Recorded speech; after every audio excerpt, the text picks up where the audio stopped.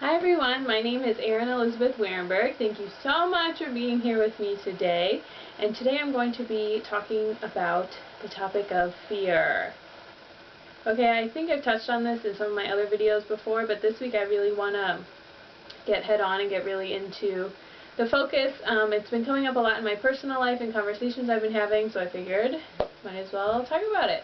So first thing I want to do is just differentiate between, I believe there's two types of fear. There's good fear, which is essentially fear that's connected to your intuition, fear that helps you out when you, if you've ever walked into a room or like something feels off or you kind of get weird vibes from someone or something's telling you to just not do something, that's good type of fear. That's fear that I really think you should tap into.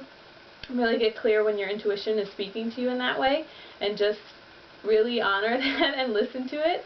I'm sure most of us can think of a time when we went against like some fear that came up for us and then we were like, why did I do that, right? And so that fear for me usually, and just get clear about where that resonates for you in your body. For me it's usually around my chest area and it kind of feels like something feels a little off, or like deep in my gut, like a bad pit in my stomach. So that's the first type of fear, good fear. And then the second type of fear I like to call false evidence appearing real, which is essentially fear that is where your ego or something is coming up for you, an old childhood trauma gets reactivated, and so that manifests in that way. And that type of fear is what I want to focus on for the rest of this video. So you'll see the video is titled What We're Actually Afraid of, and it's not fear of the unknown. So for a long time growing up, I was taught that, the only thing we have to fear is fear itself, or fear of the unknown is the only thing holding us back. And then one day I think I went for a run, and I was thinking why I wasn't committing towards a certain decision either way, and I realized it wasn't because I was scared of the unknown. I was afraid of the worst possible scenario that I could think of happening. And I didn't even project that out. I didn't even imagine what the worst possible scenario was. I had just subconsciously said, okay, if I try this new thing and I'm not good at it, then I fail. A huge block for me was failure for a really long time, and so I just had to get clear about what does failure mean to me, what does it look like, who determines if I fail or not, right? So a lot of times false evidence appearing real is just, we're not afraid of the unknown, we're afraid of worst possible scenario, and that's different for everyone, happening. So a way to kind of overcome this and move through this, I would suggest, is just to write down on a piece of paper, what am I most afraid of, just in general. And for me, a big one was failure, a big one was not having enough. So I wrote those two down, and then I got clear about how those two things were showing up when I was scared to make a decision or scared to commit either way to something. Wasted time, wasted money, wasted energy, that was a big one for me too, like efficiency, right, of course.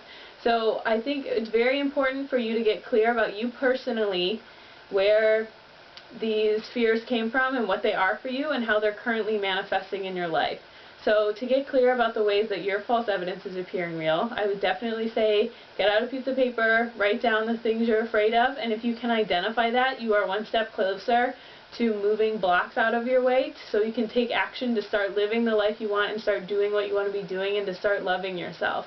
And when you notice that fear comes up for you, a very tangible way you can pull yourself out of it is to affirm yourself through it. So for example, when I was afraid I was going to fail, I would affirm myself that whatever happens is meant to happen, or I am only a failure if I stop, or I'm proud of myself for trying something new, right? Something like this that can help you stay focused and get clear about what lie you're actually telling yourself and what you don't need to be putting out into the world anymore with your existence.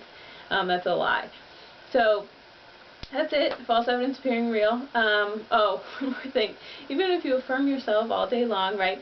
Good fear and fear of doing something new, it's good that you are going to get fearful. But just get clear about when it's good nervous energy as fear instead of like, oh my god, I absolutely cannot do this fear. And it'll take some practice to differentiate between the two, but just getting very clear about the ways in which you should be taking action through false evidence appearing real versus listening to your intuition and not doing something. So if you want to name any of your fears in the comments below, I found it's helpful to have community around that and just name that and have people hear that. Go ahead in the comments below. Otherwise, thank you so much. If you ever want more info about me, how to work with me, you can go to www.erin-elizabeth.com. Thanks so much. See you next video. Bye!